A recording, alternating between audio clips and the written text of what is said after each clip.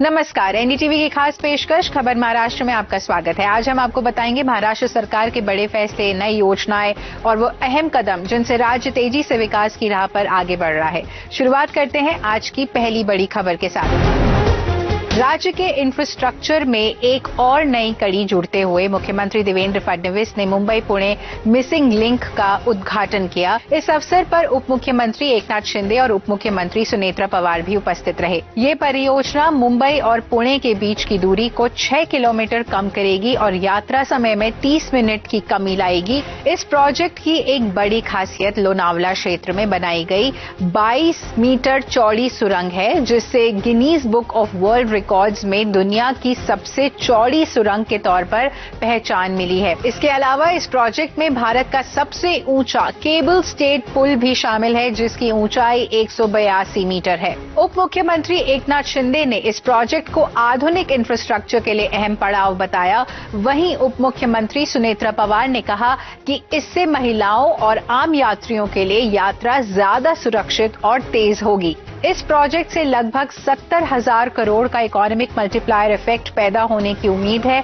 जिससे मुंबई पुणे कॉरिडोर में निवेश और विकास को बढ़ावा मिलेगा। यात्रियों की सुरक्षा को ध्यान में रखते हुए यहां इंटेलिजेंट ट्रैफिक मैनेजमेंट सिस्टम और state of the art fire fighting प्रणाली का भी उपयोग किया गया है। देश में प्रधानमंत्री नरेंद्र मोदी जी के नेतृत्व में जिस प्रकार से 2014 के बाद इंफ्रास्ट्रक्चर के क्षेत्र में चमत्कार हुए हैं, उन्हीं में से एक चमत्कार ये कनेक्टिंग लिंक है।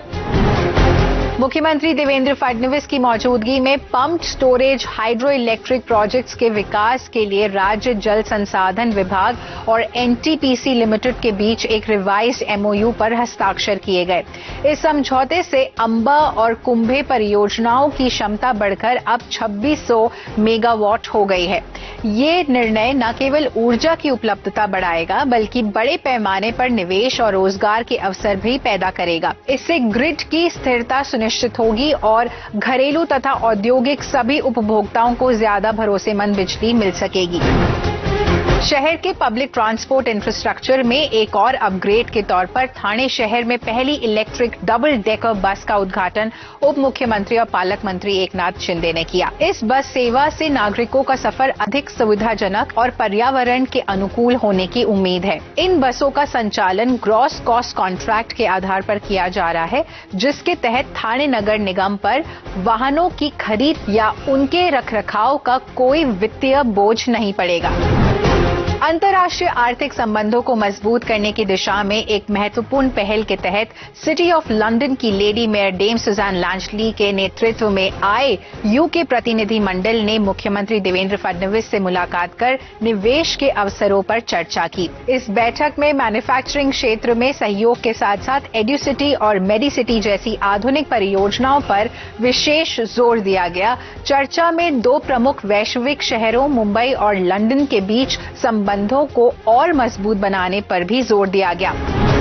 राज्य के युवाओं को सशक्त बनाने की दिशा में एक बड़ा कदम उठाते हुए मुख्यमंत्री देवेंद्र फडणवीस ने महाचतुर एआई चैटबॉट लॉन्च किया। ये एक आधुनिक प्लेटफॉर्म है जो स्किल ट्रेनिंग, रोजगार के अवसर और एंटरप्रेन्योरशिप तीनों को एक ही प्लेटफॉर्म पर उपलब्ध कराता है। महाराष्ट्र इस तरह की इनोवेटिव पहल लागू करने वाला देश का पहला राज्य है, जिसे व्हाट्सएप के जरिए आसानी से एक्सेस किया जा सकता है। मुंबई के बांद्रा कुर्ला कॉम्प्लेक्स यानी कि बीकेसी में आयोजित महालक्ष्मी सरस प्रदर्शनी के उद्घाटन के दौरान मुख्यमंत्री देवेंद्र फडणवीस ने राज्य में महिलाओं के सामाजिक और आर्थिक सशक्तिकरण को मजबूत करने के लिए सरकार की प्रतिबद्धता दोहराई। राज्य ने 1 करोड़ लखपति दीदी तैयार करने का लक्ष्य रखा है। उमेद मार्ट प्लेटफॉर्म पर पहले ही 1000 से ज्यादा प्रोडक्ट्स लिस्ट किए जा चुके हैं, जबकि हर जिले में उमेद मॉल स्थापित किए जा रहे हैं ताकि सेल्फ हेल्प ग्रुप्स को लॉन्ग टर्म मार्केट एक्सेस मिल सके। ये प्रोग्राम इंक्लूसिव ग्रोथ को आगे बढ़ाने और राज्य के आर्थिक विकास में महिलाओं की भूमिका को मजबूत करने की दिशा में एक अहम कदम माना जा है। तो ये थी इस हफ्ते की बड़ी और अहम खबरें। ऐसे ही हर अपडेट के लिए देखते रहिए एनडीटीवी की खास पेशकश खबर महाराष्ट्र।